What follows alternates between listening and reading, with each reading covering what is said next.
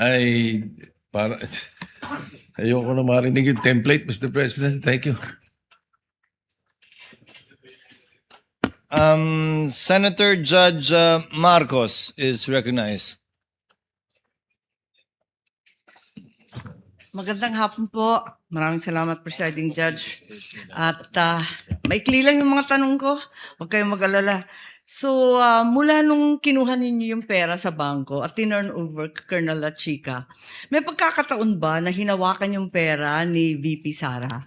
Wala, ma'am. At masasabi mo ba kung nakita man lang kahit isang sentimo nung pera ni VP? Wala, ma'am. Pwede mo bang sabihin o alam kung kinuha, inangkin, inagaw ni VP kahit isang sentimo nitong confidential funds na to? Hindi ko nakita, ma'am. Ay, ganun pala eh.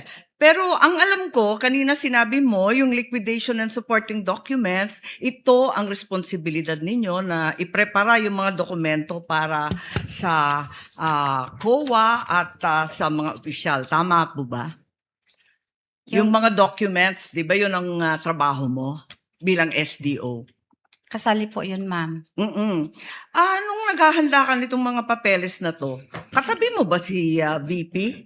Para tignan yung mga daan-daan, libu-libong mga dokumento tungkol sa confidential funds. Nandun ba siya? Wala po siya, ma'am. Nagbibase lang po ako, ma'am, kung paano yun gagawin po doon sa GC, ma'am. Tinitignan ba niya yung bawat isa ng mga acknowledgement receipt, yung iba't iba pang papel for personal authentication? Tinitignan ba niya yan? Basta, ma'am, yung mga acknowledgement receipt, ma'am, galing po yun kay security officer, ma'am, at binigay po niya sa akin, ma'am. At siya bang nagbigay sa iyo? Inabot ba niya yung mga resibong yan na tinatanong ngayon ng prosecution? Inabot po sa akin, ma'am, na naka-envelope po ng brown envelope ni security officer, ma'am, na si Colonel La Chica, ma'am. Si Colonel La Chica at hindi si VP Sara ang nagbigay sa inyo ng mga papeles. Siya ba ang kumuha ng mga signature nung mga nakapirma sa resibo? Si Colonel La Chica po ang security officer, ma'am, at siya po ang nag-implement, ma'am, ng mga various confidential activities po, ma'am, on the ground. May nakita ba kayo na may kaduda-duda, alanganin, kakaiba sa mga dokumento? Sabi ninyo, wala naman suspicious, irregular, or questionable, di ba? Kanina. Tama po ba yun? Doon sa mga dokumento, wala ka naman nakita na findings na may suspicious, irregular, or questionable, di ba?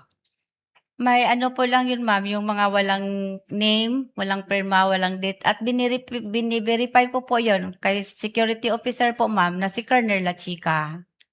So binuno ninyo to at tinama. Yung ba? At masasabi ba ninyo na alam ni VP Sara na may depekto? Alam ba niya na may kakulangan, may pagkamali sa mga supporting documents o hindi? Wala akong alam, ma'am. Last question na lang po, kumusta yung asawa ninyo na binisita ninyo? Alam ko, undergoing treatment sa Davao. Hindi po maganda, ma'am. I'm sorry. I'm sorry also, pinagdadasal Pakaila ko, namin ma'am. siya. I'm sorry. Thank you Sorry po. That will be all, Presiding Judge. Thank you, Senator Judge Marcos. Inom kayo ng konting tubig, Ma'am Gina.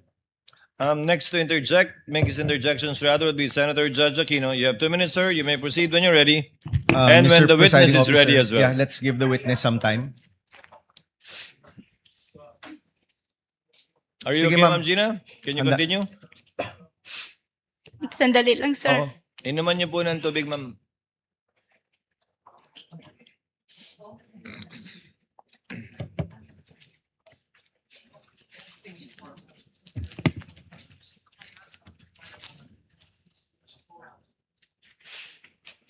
I'm sorry. I'm sorry to each one of you. I'm sorry po. It's okay, ma'am. Are you okay, ma'am? Can you continue? Okay po. Okay po. Okay, You may maraming proceed, salamat. Senator Judge Aquino. Maraming salamat, Mr. Presiding Officer. Okay. Madam Witness, kailan niyo po unang nakita yung mga kakaibang pangalan? Yung Piatos, Belat, Pagong, Pusa at iba pa. When was the first time niyo yan nakita? Yung pong ano na po ako, sir, yung pong na-receive ko po yun galing kay Security Officer La Chica po, Your Honor. Kasi binabangga ko po yun kung tama po ba, mag-coincide po ba, at magtali po ba, ang hiningi niya sa akin before na nakasulat po sa object of expenditures, magtali po ba sa binigay niya sa akin na fund utilization report at saka yung mga ARs, Your Honor. So, bago pa po ito nilabas sa Kongreso, you're aware already of these names? Sa maalala ko, Your Honor, di ko kayo ma-remember, Your Honor, kasi sa dami-dami pong mga ARs na umabot po ng almost 800, Your Honors. Oo. Di ko na maalala, Your Honor, kung anong particular name po, Your Honor, kasi po, doon po ako concentrate, Your Honor, nagtatali sa amount po at sa anong klase pong expenses na dapat po na kung anong expenses po, dapat po within the guidelines po sa GC ang mga expenses na na-incur, Your Honor. So, kaklaruhin ko po nung una pong binigay sa inyo, wala ho kayong napansing kakaibang pangalan. Napansin nyo na lang nung lumabas na ito sa balita. May napansin po ako, no, pero hindi ko po binigyan po ng lalong concentration ko po, Your Honor, kasi doon po ako nag-concentrate sa expenses po at saka sa amount po na dapat po magtali sa kinuha niya na sa nirelease ko po na pera sa kanya, Your Honor. Okay. So, lumabas na po sa balita, sa Kongreso, itong mga kakaibang pangalan. Doon nyo po ba naisip, naku, baka hindi totoong tao itong mga to, baka mga peking pangalan to? Naisip nyo po yun, ma'am?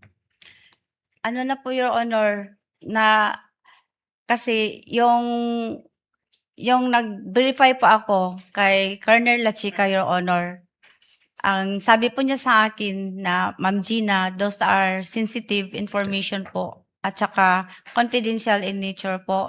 Yung verify nyo po, kabuuan, Colonel La Chica, okay ba tong lahat? Or inisa-isa ninyo, may mga pangalan na kakaiba, may mga datos na mali-mali? Paano po yung pag-verify po ninyo? As a whole or in specific ways? Yung mga nadaanan ko lang po na mga acknowledgement receipt, Your Honor, May verify po kayong pangalan na kakaiba? di ko maalala, Your Honor, kasi more on po ako sa expenses po at saka yung sa amount Okay. po, Your Honor. So, ibig sabihin po, nung panahong binigay po yan sa inyo the first time, hindi nyo talaga pinansin yung mga pangalan. So, para po sa inyo, nung first time po yan nakarating sa inyo, tingin nyo po ba totoong tao yung mga pangalan o ang tingin nyo po ay alias po sila? Sa tingin ko po, Your Honor, naniwala po ako kay Colonel La Chica, Your Honor, kung ano po ang binigay na mga Opo. forms o mga reports nga galing sa kanya, Your Honor. Okay. Nagtiwala po ako na totoo po yun, Your Honor, at okay po yun, Your Honor, kasi siya po ang tinalaga ni Vice President. May tiwala po din si Opo. Vice President Sara sa kanya, Your Honor. Madam Witness, I just want to be clear. Gusto ko lang malinaw na malinaw. Sa tingin nyo po, totoong tao yung mga pangalang yon o sa tingin nyo po, mga alias po sila ng mga totoong tao? Sa tingin ko po, the moment na sinabi po ni Colonel La Chica na confidential in nature po, sa tingin ko po, mga alias po yun, Your Honor. Okay, so ngayon sinasabi mo na from the first time, tingin mo alias na sila. Di nyo po tinanong kung nasaan yung listahan ng mga totoong pangalan? Hindi na po ako nagtanong, Your Honor, kasi confidential in nature po yun, Your Honor, at saka mga sensitive information po, Your Honor, sabi po ni Security Officer La Chica, Your Honor. Opo, pero pagdating naman po ni Colonel La Chica, tatanungin na rin namin siya kung nasaan yung listahan ng mga pangalan yun. So ito po, lumabas po ito more than 1 year na, no? More than 1 year na po pinag-uusapan yung mga pangalang ito. And more than 1 year na rin po inuusig ang OVP, ang DepEd. From that time until now, hindi ho kayo yung nag-internal investigation. Kung totoo ba yung mga pangalan, nasaan yung totoong listahan, yung totoong names ng mga alias, nagkaroon ho ba kayo ng internal investigation? Wala ako niyan, Your Honor. Hindi ho kayo nagtaka kasi kayo po yung accountable. Inamin niyo po kanina kay Senator Ontiveros na kayo po yung accountable sa lahat ng ito. Hindi ho ba to your benefit na malaman ninyo kung ano talaga yung totoong sitwasyon? So, More than 1 year na po ito, walang internal investigation, di ho kayo nangahas. Alamin natin kung sino si Piatos, sino si Belat, sino si Pusa, sino si Pagong. Wala ho kayong ganyang pagtatangka o wala ho kayong ganyang effort sa inyo pong opisina. Kasi po, Your Honor, sa GC po, ang understanding ko po, Your Honor, hindi naman po kailangan po, Your Honor, na na aliases ba o hindi, Your Honor, ang nakalagay po sa acknowledgement, Your Honor. Pero In fact, Your Honor, wala pong format kung ano po ang form or template po ng acknowledgement receipt, Your Honor. last point, Mr. Presiding Officer, more than 1 year na po ito, Ms. Acosta, hindi ho ba kung una pa lang itong binanggit ng mga congressman, may listahan na kayo, ito po yung totoong tao. Alias po yan, hindi po yan totoong tao, ito po ang pangalan nila, ito po ang mga mukha nila, ito po, kung ayaw nyo pong ipakita sa publiko, executive session po natin ipakita, never ho kayo nagtangka na buuin ang listahang yan o makuha ang impormasyong yan. Iniwan nyo na po kay La Chica. Confidential in nature po yun, Your Honor, kaya hindi na po ako nagtanong kasi confidential po, Your Honor. Okay, tatanungin rin po namin si Colonel La Chica pagdating po niya dito. Maraming salamat, Madam Witness. Thank you, Senator Judge Aquino. With the permission of Senator Judge Zubiri, Senator Lapid is availing of the privilege of interjecting. So may I give him priority, Senator Judge Zubiri? Senator Lapid is recognized. You may proceed when you're ready, sir. Salamat po, Sergeant Officer. Ipapalo up ko lang po yung tanong ni Senator Lacson kanina. Yung pangalawang deliver nyo sa 125 million. Kung linagay nyo sa kaha, sabi nyo, binigay nyo yung 80 kay La Chica, kay Kernel, nasaan napunta yung 45 million? Kanino nyo binigay? Sa aming vault pa po yun, Your Honor. Nung kinuha nyo yung 4 na bag sa bangko, nakita ba ni Vice President Sara yun? Binuksan mo sa harap niya? O hindi na, diniretso mo na kay Kernel La Chica? Pagkuha ko po ng pera sa bangko, inilagay ko sa bag, Your Honor. Dinala po namin yon sa opisina po namin at doon po nilagay ko po sa aking extension office, Your Honor. Hindi mo nilagay sa vault? Yung first withdrawal po, Your Honor, yung 2022, hindi na po nailagay sa vault, Hindi, Your yung Honor. pangalawa. Sabi mo, naibigay mo kay La Chica yung 80. Yung- Yung 45 million, saan mo linagay? Sa Kanino mo aming- binigay? Ginilagay ko po sa aming vault, Your Honor. Then, after po, na-release ko po yung first release ko na 80 million plus. After mga 1 month po, Your Honor, nag-submit po sa akin si Security Officer La Chica, Your Honor, ng Fund Utilization Report, Your Honor. At saka, may dala na po din siyang Object of Expenditure, Your Honor, na yun ang binabasihan ko po, Your Honor, ko na i-release ko po yung remaining pera, Your Honor. Yun nga po, at marami rin po nagtatanong, pero hindi ko itatanong kung sino yung Piatos, kung anong alias. Sabi nga po ni Senator Risa Montiveros, may kapangalan siya, may ka-birthday pa siya.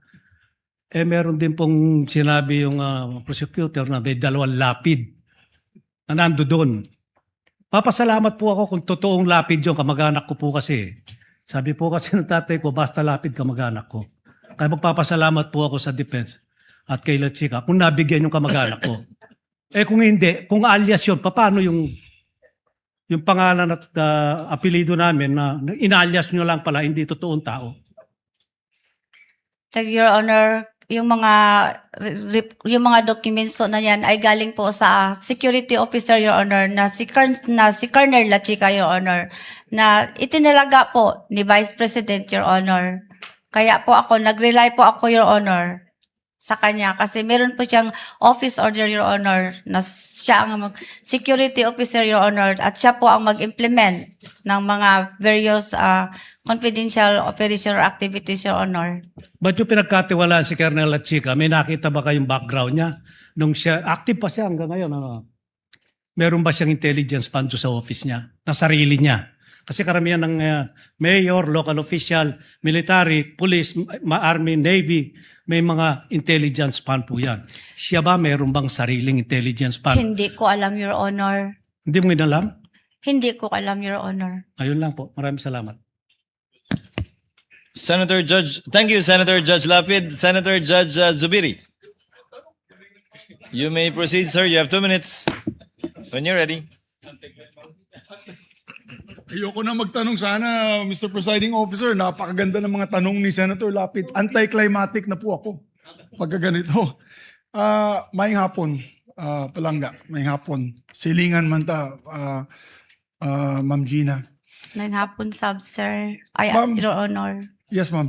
Ma'am, kasi mga tanong kanina about sa funds, nabigay niyo po lahat kay Colonel Lachica. Pero hindi niyo rin pong alam kung na-misuse ni Colonel Lachica yung pondo. Hindi niyo rin po malalaman yan. For example, nagbigay po siya ng 100,000 kay Piatos, pero sa totoo lang, hindi pala tao yun, binulsa lang po nila. Posible din po yan kasi nabigay mo lahat ng pondo kay Colonel Lachica. Tama po yun, madam. Nag-base pa ako, Your Honor, sa kanyang sinabit sa akin na fund utilization report, Your Honor.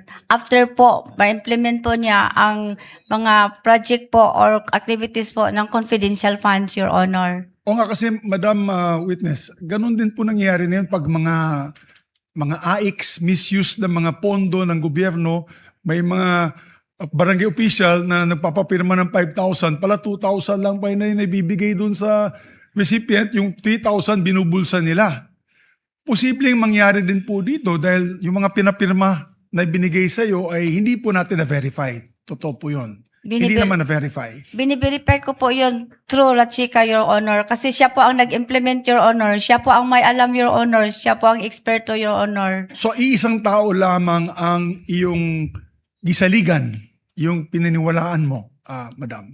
Kaysa lang po ang akong girilisan og kwarta, Your Honor. So, katong gilista, yung nalista po ng mga gamot, yung mga expenses, gasolina, pangano, walang resibo po yun, ni isa, walang resibo.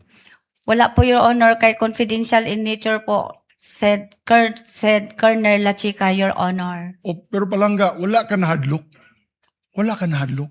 In other words, hindi po kayo natakot. Kasi you're the SDO you're the accounting officer.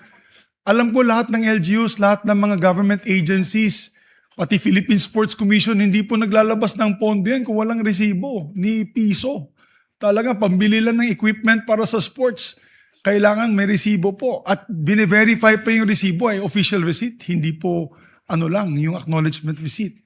Wala mong hardlock, ma'am. Ako, Your Honor, nag-trust ako kay Colonel Lachica, Your Honor, kasi nag-trust po si VP Sara, kay siya po ang gitudlo nga security officer, Your Honor. At saka, ang gigastusan po, Your Honor, is confidential in nature, Your Honor. Sapagka ako ang understanding, Your Honor, kung i-divulge or itugan or isulti kung kinsa tong tawhana, Your Honor, mapiligro o mabutang Delikado, sa alanganin. masama ang tao, Your Honor. Oo. Okay. I have no Kay further confidential questions. in nature man to, Your Honor. Salamat kayo, Palangga. Thank you. Salamat po. Thank you, Senator Judge Zubiri, for the information of the Senator Judges. We shall try to wrap this up by 3 p.m. And according to the Senate President, we shall convene session at 3:30 p.m. Una po, sorry po dun sa balita tungkol sa inyong asawa. Ano po? Sorry to hear that. Mabilisan lamang po. Kanina sabi nyo, yung tables and chairs na worth 3.5 million ho yata sa confidential fund ay binili kasi gagamitin sa confidential or intelligence operations. Tama po? Yun po sabi ninyo kanina sa akin. Yun po. Opo. Kasi galing po yun sa security officer, Your Honor. Siya nagsabi sa iyo na ibili natin ng chairs and tables. Ang dumating na lang po sa akin, Your Honor, is yung mga na lang po, Your Honor, yung mga acknowledgement receipt, Your Honor, na galing po sa kanya kasi Okay. siya po ang nag-implement, Your Honor. Oh, okay.